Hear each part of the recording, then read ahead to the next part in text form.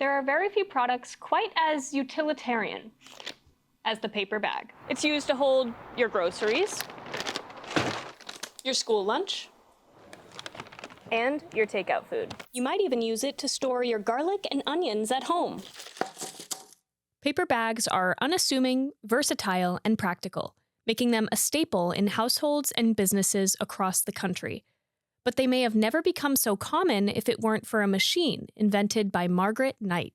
This Women's History Month, we're taking a closer look at the legacy of this remarkable machinist and inventor who spent a significant part of her life right here in Framingham. I'm Lilia Cormack, and this is the Frame by Frame.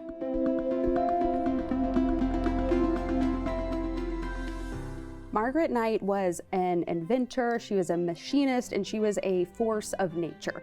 Margaret Knight, or as she liked to be called, Maddie, was born in York, Maine in 1838. When her father died, her family moved to Manchester, New Hampshire. This is where she would come up with her first invention.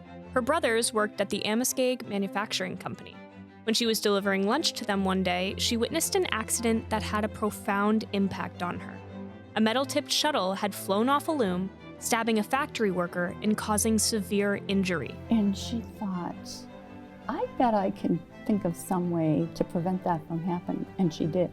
She whipped up an invention, showed it to some of the mill owners, and the mill owners implemented it. What's interesting is she was 12 years old at the time. Despite her young age, her inventiveness and influence was already apparent. Her shuttle restraint invention was adopted as a widespread safety measure across the industry.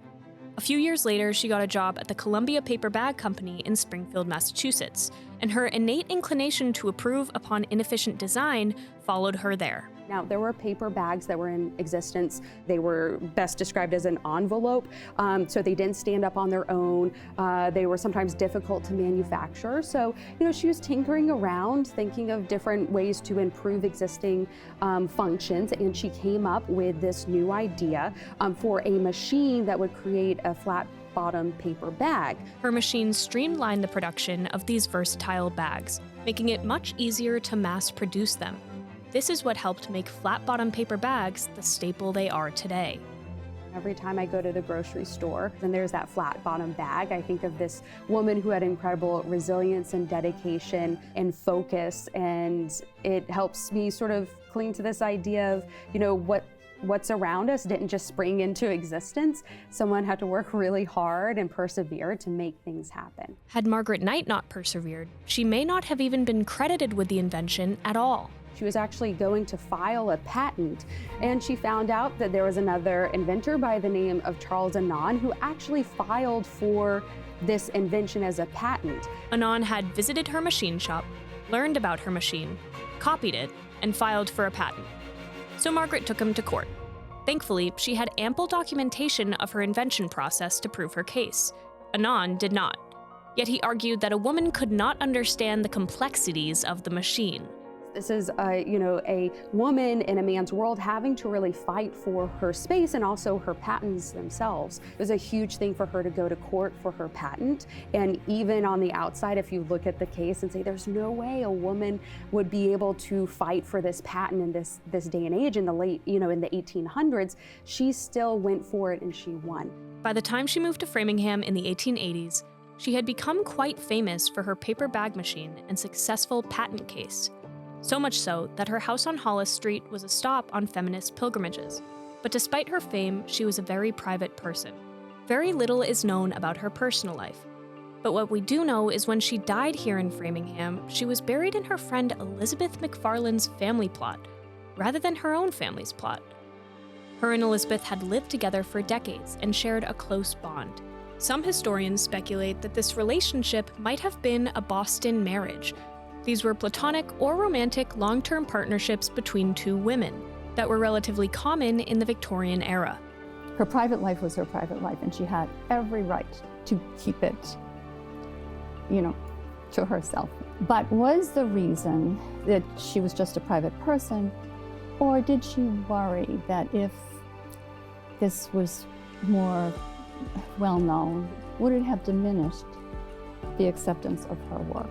And although she is celebrated as a representation of women's progress at the time, she was often at odds with her placement in society because of her gender. The ironic thing is that all her life, in the few interviews that she gave, she lamented the fact that she had been born a woman because she felt that there would have been so many more opportunities for her if she had been a man.